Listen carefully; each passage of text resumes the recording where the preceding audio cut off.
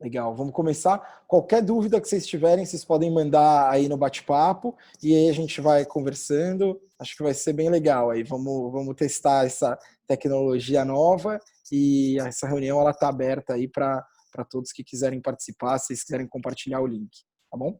Então, vou primeiro passar esse caso aqui, tá? É uma paciente de 30 anos do sexo feminino, tá? Ela é médica e é maratonista. E começou o quadro com uma dor lombar baixa intensa, depois de uma maratona, e ela já estava referindo episódios de dor lombar baixa e um pouco glútea durante a preparação para essa prova, mas que não limitavam muito o treino, tá? Depois da maratona, aí sim ela começou a apresentar uma dor bem mais forte, né, e mais glútea do lado direito, em queimação, forte intensidade, uma dificuldade até para ficar em pé e apoiar o membro, né? E aí, como antecedente, ela estava em amenorreia e também tinha um pouco de anorexia, né? Então, vamos só ver aqui quem que está online aqui da medicina esportiva para comentar um pouquinho para a gente aqui. Vamos ver dos residentes também quem que pode comentar. Vamos ver, eu vou habilitar aqui o microfone da Camila primeiro. Você consegue me ouvir, Camila? Estou tentando ativar aqui. Você está me ouvindo? Estou te ouvindo, tá perfeito, Camila. Então, assim, o que você pensa, Camila, primeiro, quando você vê uma história dessa, então, né? Uma paciente de 30 anos, ela é maratonista e começou com esse quadro de dor, o que passa aí pela sua cabeça? Pensando nesse caso, né, a gente, pensando na dor em si, a gente pode pensar em dores musculares, mas por conta da irradiação, até a gente pensa mais em questão de dor discal, né, dor pelo disco ou por hérnia discal. E aí, essa questão dela ter amenorreia e anorexia, eu acho que é importante também a gente pensar na tríade da mulher atleta, né? E ver se ela também investigar, né? Se ela tem já algum problema de densidade óssea, que poderia favorecer também alguma fratura por estresse. Enfim, Perfeito, acho que seria perfeito. mais isso. Bom, vamos seguir um pouquinho. Esse aqui é o exame físico dela. Então, ela tem uma dor lombar baixa, né? Com irradiação para a região glútea, piora a mobilização da coluna, mas a sensibilidade ela está normal, a força está normal, e ela tinha um laseg duvidoso. E aí, assim, que exames que você pediria aí, né? A gente já falou das hipóteses diagnósticas aí. Que exame complementar você acha que você pediria aí, Camila? Vou pedir para você me ajudar um pouquinho mais hoje, depois a gente vai pegando a opinião do resto do pessoal. Eu começaria com radiografias, né, em ortostase da coluna, API e perfil, e oblíquo, se for possível, para avaliar também a parte articular. Eu vou aproveitar aqui, a gente tem também o pessoal que está acompanhando, eu vi que o Lohan está acompanhando aqui. Legal ter você aqui com a gente, Lohan. O Lohan, ele terminou, ele é do grupo de coluna lá da Santa Casa. E o que você acha, Lohan? Você pensaria em alguma coisa diferente aí para essa paciente? E legal você estar aí com a gente. Seja bem-vindo. Bom dia, Michel. Bom dia, pessoal. Obrigado pelo convite. Eu acho que o que foi falado é bem coerente. Se a gente fosse pensar em alguma fratura por estresse, eu pensaria em alguma fratura da pars. Eu não acreditaria numa fratura de fêmur ou algo assim. E por ter uma dor irradiada para a direita, eu pensaria em solicitar uma ressonância magnética para esse paciente e radiografias, API e perfil e também dinâmicas. Acho que poderia adicionar alguma informação. Legal, Lohan. Fica com a gente aqui. Eu quero te mostrar aqui. Eu não tenho muitas imagens aí desse caso, mas eu tenho as principais imagens. E aí, a gente pedindo aí a ressonância da coluna lombosacra e da bacia, a gente teve essa imagem aqui. Você quer explicar para o pessoal um pouquinho o que você está vendo aí, Lohan? Olha, dá para ver um edema ósseo na região sacral, na região da asa do sacro direita, e isso pode ser, sem dúvida, um foco de uma fratura por estresse. Precisaria ver um corte axial para ver se teria alguma compressão radicular de S1, por exemplo, que justificasse essa dor glútea, que é um local, um local bastante comum de dor quando a raiz de S1 está acometida. Não só aquela dor para a região plantar, mas faz dor glútea também. Perfeito, legal. Você quer complementar alguma coisa, Yoshi? Você está de acordo? Acha que também pode ser uma fratura por estresse do sacro? Então, então a gente vê uma imagem de ressonância com corte coronal, um hipersinal aí no sacro, antes da articulação sacilíaca. Sinceramente, eu não conheço histórias de fraturas por estresse de sacro, mas é possível numa paciente com características tão diferentes, né? Tá ótimo. Vamos dar sequência e aí a gente vai falando. Então vamos falar um pouquinho sobre lesões da corrida e se tiver qualquer problema com a conexão aí, vocês me avisam, tá bom? Então assim, a gente precisa ver alguns conceitos biomecânicos, né, do gesto esportivo mesmo de corrida, para a gente entender quais que são as principais lesões. Então, quando a gente vai estudar a corrida em si, ele é um esporte que tem pouca mobilidade na coluna. Então, ele tem um arco de movimento limitado, né, entre a flexo-extensão e um pouquinho de inclinação lateral, mas assim, não dá para comparar com uma ginástica, por exemplo, ou com outros esportes que a gente tem mais arco de movimento aí na coluna. Então, por isso que, na verdade, assim, é um esporte onde a lesão da coluna não é a principal. Eu vou mostrar a incidência para vocês, mas você tem lesões de membros inferiores muito mais frequentes aí na corrida. Tá? Além disso, poucas lesões são agudas, normalmente são lesões por sobrecarga, é difícil a gente ter lesões traumáticas, né, e lesões mais agudas durante a corrida, tá? E elas estão relacionadas a essa carga axial repetida, né? Então, se você pegar um atleta aí que corre 130 quilômetros por semana, por exemplo, ele vai ter uma estatística aí de 40 mil impactos na coluna, né? 40 mil aterrissagens. Então, isso pode causar uma lesão por sobrecarga. Uma coisa que é bem interessante e que os artigos comentam é que, na verdade, você pode ter um agravamento de lesões prévias. Então, esses atletas que praticam maratona e que são corredores, eles normalmente praticam outras modalidades também, outros esportes, e às vezes eles podem ter lesões vindas de outros esportes ou lesões prévias que aí sim são agravadas pela corrida. Tudo bem? Tá dando para ouvir legal? Qualquer coisa vocês me avisam, tá? E aí tem algumas coisas que podem influenciar. Então, por exemplo, a inclinação do solo, ele vai influenciar na mobilidade da coluna, né? Então, o solo mais rígido, ele pode predispor também a maior incidência de lesões. O tipo de calçado é importante, ele pode, se ele tiver um amortecimento legal, diminuir o impacto da coluna, tá? E principalmente os calçados que mantêm a sustentação do arco plantar medial. Esses calçados, eles acabam absorvendo bem o impacto, tá? Existe uma sincronia entre os movimentos da coluna e da bacia, tá? E em inglês ele tem o termo jogging, né, que seria o Cooper, seria a corrida numa velocidade um pouquinho mais baixa. Ele acaba gerando mais carga na coluna do que o running, né, do que seria a corrida mesmo. Então, isso é uma das coisas. Isso aqui é super interessante, que é a biomecânica, né, tanto da bacia quanto da coluna lombar durante a corrida. Tá? Então, normalmente no A, ele está mostrando aqui a fase de aterrissagem da corrida, a fase do choque do calcânio. Tá? Então, nessa fase, a gente tem uma retroversão da bacia, né? E a coluna ela está um pouco mais retificada, né? Aí está um pouco mais fletida. E na fase de desprendimento, aí sim a gente tem uma antiversão da bacia, um aumento da inclinação anterior da bacia, e para compensar isso, a coluna acaba estendendo. tá? Então, isso a gente está falando num biotipo comum. É óbvio que a gente tem biotipos aí de pacientes com lordose aumentada, com incidência pélvica aumentada também, e isso também vai aumentar um pouco as lesões, tá?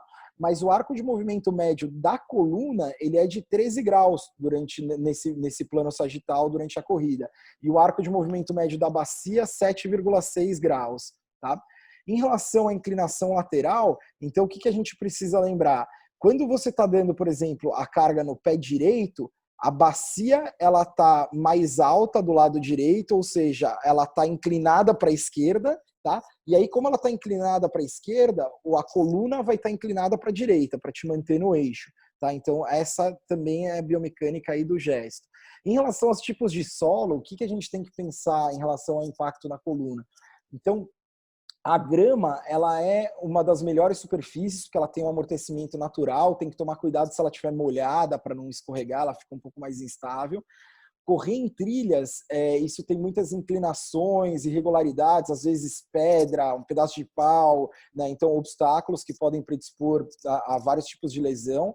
A areia, se você for correr na areia, o melhor local é aquela parte da areia que é mais úmida, então seria aquela na beira ali do mar, por exemplo, né? E ela é um pouquinho mais rígida. Tá? O único problema é que normalmente essa parte da praia ela é um pouquinho mais inclinada, então às vezes a gente vai ter um pouquinho de inclinação. A esteira ela acaba simulando aí uma condição ideal, tá? Dependendo do amortecimento também e qualidade do aparelho, tá? Mas é a que dá menos prazer pro corredor, porque você está num ambiente fechado, né? E o asfalto ele acaba aumentando a velocidade do corredor e também gerando o atrito, né? Por causa do atrito ele aumenta a velocidade, mas ela é uma superfície muito rígida. Então no asfalto o amortecimento ele é super importante. Vamos dar sequência. Então assim, para a coluna, como eu falei, não são as lesões mais frequentes na corrida, né? E vários estudos até consideram a corrida como um fator protetor para dor na coluna e para desenvolvimento de hérnias e para degeneração discal. Então eu vou mostrar no final um estudo aí para vocês, tá? E lembrar então que as lesões da coluna, elas correspondem aproximadamente a 11 a 13% das lesões nos corredores. E as lesões nos membros inferiores, elas são realmente as mais frequentes, tá? A maior parte das lesões da coluna estão relacionadas com distensões, entorse e contraturas musculares, tá? A gente precisa lembrar da lise da pars, ou do pedículo e da lâmina, que são fraturas por estresse, tá? A fratura por estresse do sacro, ela é uma lesão característica do corredor, tá? Não é super frequente, mas ela é bem característica. E nesse caso a gente precisa pesquisar alterações metabólicas, né, alterações da vitamina D e do cálcio, e principalmente a síndrome da mulher atleta, né, que seria a amenorreia, né, a anorexia e fratura por estresse. Né? Então, isso também pode gerar também algum tipo de osteoporose. E as disfunções nas articulações sacroiliacas também são comuns, e artrite facetária. Então, são algumas lesões comuns aqui, né? Tá? Então, essa lesão é mais frequente em corredores de longa distância. Ela está relacionada com discrepância nos membros inferiores também, gerando uma sobrecarga assimétrica, ao esforço repetido e também fraqueza muscular e na região lombar e glútea. Muito frequentemente relacionada com mudança de intensidade do tipo de treino, né? Então você aumenta aí a intensidade do treino, isso pode gerar fratura por estresse. A antiversão da bacia também é um fator de risco, e a tríade da mulher atleta. E aí, qual que seria o tratamento, então? Retirar a carga do membro na fase aguda. O retorno da atividade aeróbica inicialmente seria sem carga, então ou dentro da água, natação, ou até algum tipo de caminhada dentro da água, depois partindo para um transporte ou para um ciclismo. Aí isso junto com o exercício de fortalecimento, e aí mais ou menos de 6 a 12 semanas para retornar a corrida, inicialmente em esteira, sem inclinação. Tá? E aí a gente precisa realmente fazer o tratamento. Então, se o paciente tiver um distúrbio postural, a gente precisa abordar isso e e também abordar a parte da tríade da mulher atleta, então passar com endócrino ou com ginecologista, mas equilibrar bem, e principalmente com o médico do esporte, né, para equilibrar bem essa parte clínica. Então, Marina, como que a gente faz essa pesquisa aí da tríade da mulher atleta? O que a gente precisa tratar? É o médico do esporte que trata, é o ginecologista do esporte, os dois podem tratar? Como que funciona isso, Marina?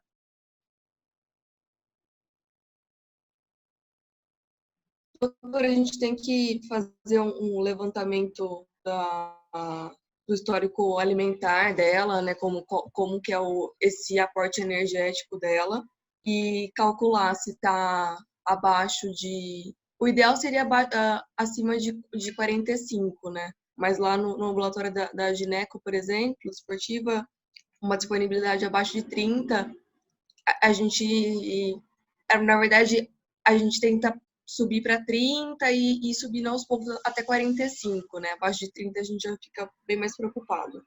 E aí os exames de sangue, né? Ver como que tá a parte de vitamina D, toda a ferro, ferritina, o hemograma e tudo mais. E no caso dela já pede uma densitometria também para ver como que tá, né? Essa questão. Mas o principal aí na síndrome da mulher atleta é ajustar a parte alimentar dela, melhorar esse aporte energético dela. Acho que, na verdade, a densitometria, nem sei se no dela já entra, né? Tem alguns critérios para você pedir a densitometria. Eu acho que o dela seria, talvez, pela história de anorexia prévia, né? Mas não é todo paciente que teve uma fratura de estresse que você vai pedir uma densitometria. Mas transtorno alimentar e fratura de estresse em local, né? Então, eu acho que no dela seria esse, né? Com... Mas não são todos, né? Perfeito. Então, além da fratura do sacro, uma coisa que é comum são as disfunções sacroiliacas, né? Então, a articulação sacroiliaca, ela é uma articulação de pouca mobilidade, então ela tem mais ou menos 2 graus de rotação e 1 milímetro de mobilidade anteroposterior, tá? E as lesões, essas disfunções vão estar relacionadas com hipomobilidade ou hipermobilidade da articulação. Então, a hipomobilidade, ela pode estar relacionada a algum tipo de artrite, né? E aí a gente sabe que as artropatias soronegativas, as doenças reumatológicas, tipo espondilite anquilosante, elas estão relacionadas com sacroileite, né?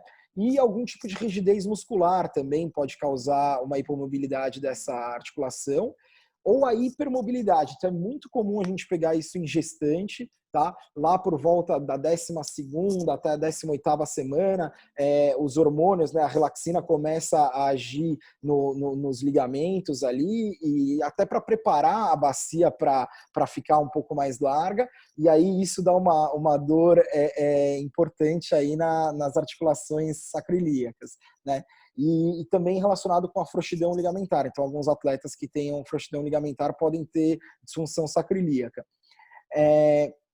Corrida em terreno irregular, né, e as inclinações também estão relacionados com entorses, às vezes traumas, aí, lesões mais agudas da articulação sacroiliaca, e essa relação com as doenças reumatológicas. Tá? Então, aqui só mostrando a articulação sacroiliaca, a musculatura aqui, a gente tem uma parte ligamentar bem importante. Então, tem ligamento ilho-lombar, os ligamentos sacroiliacos também que podem sofrer entorse. Nas disfunções sacroiliacas, então, a gente tem um exame clínico que é característico. Eu queria aproveitar que o Lucas está aqui comigo também, o Lucas Salles, se ele podia falar mais ou menos como que ele faz essa avaliação aí da sacroiliaca. Lucas, você quer falar para a gente?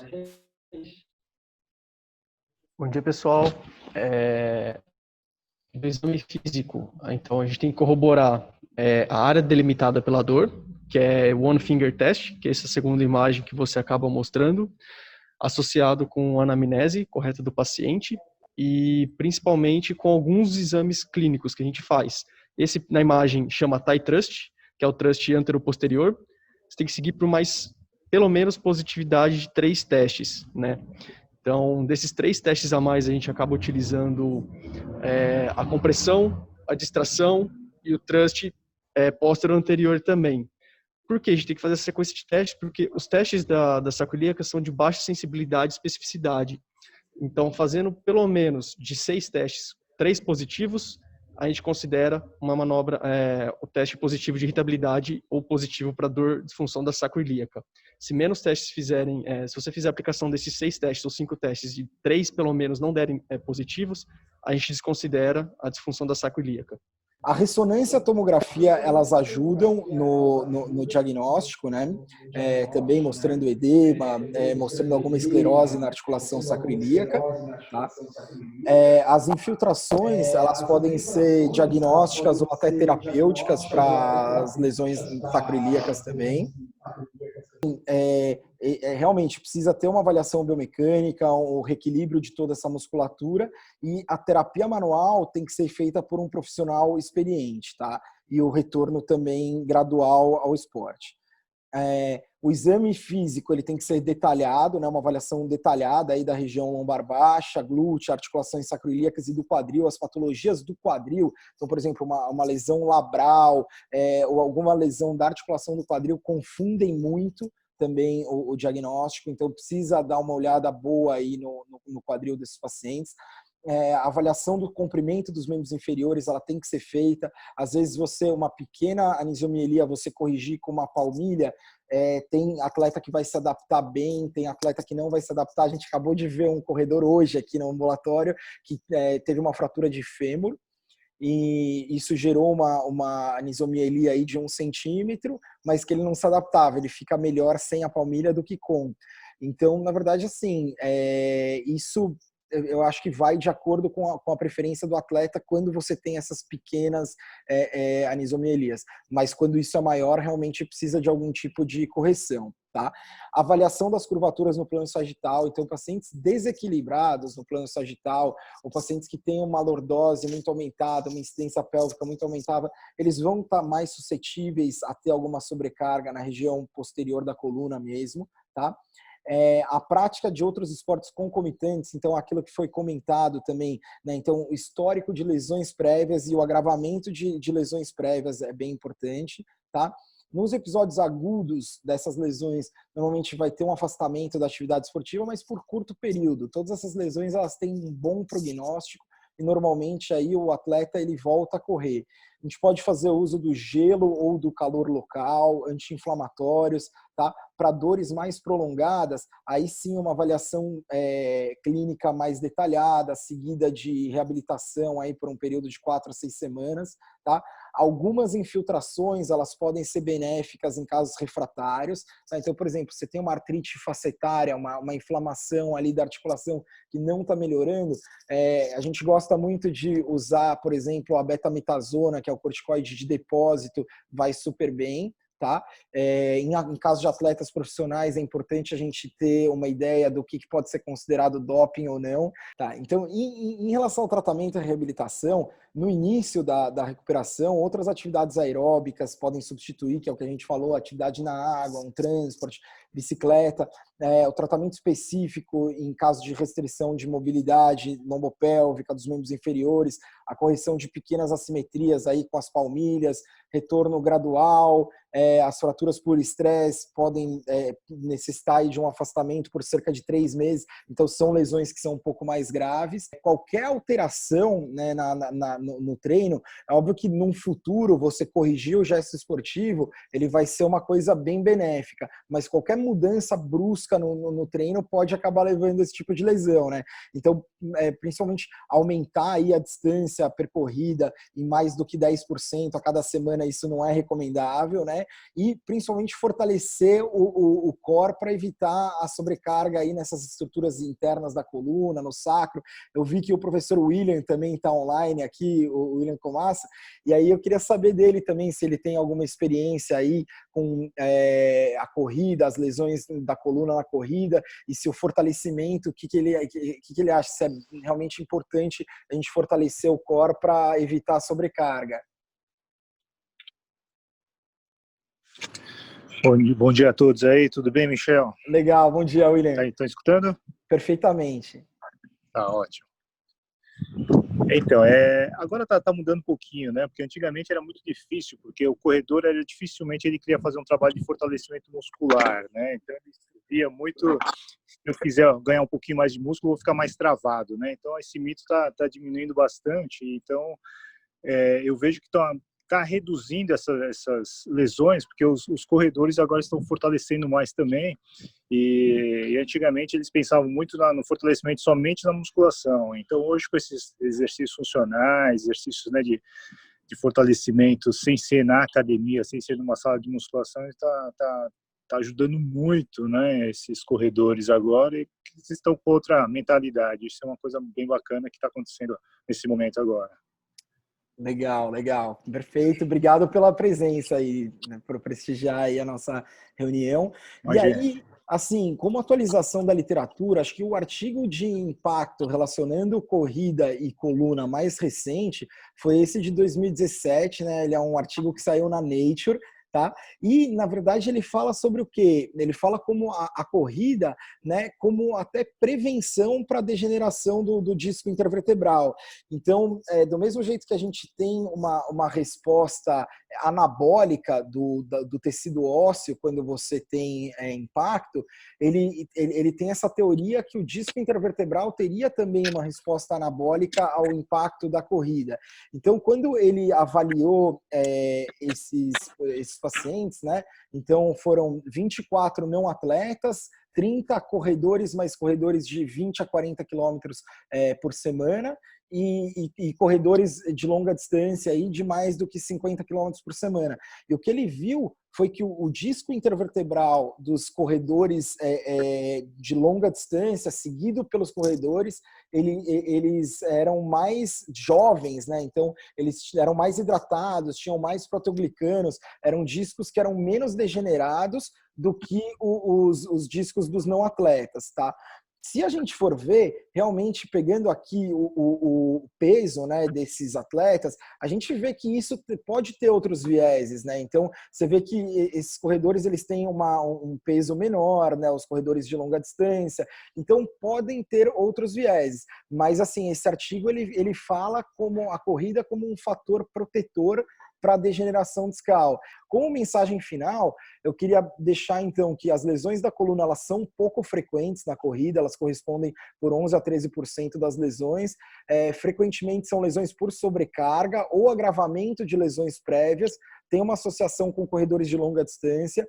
O tipo de solo e os calçados, eles têm alguma importância no impacto que essa energia vai ser transmitida aí para a coluna, tá? Assim como o biotipo também do atleta. A fratura por estresse do sacro, ela é uma lesão que ela não é uma lesão comum, não é todo corredor que tem, tá? Mas ela é uma lesão que é característica da corrida, e a alteração está relacionada com alteração metabólica, com síndrome da mulher atleta. É importante a avaliação do biotipo e do gesto esportivo, tá? Então tem atletas que eles correm com a coluna muito arqueada, muito lordotizada, né? E isso pode causar algum tipo de sobrecarga.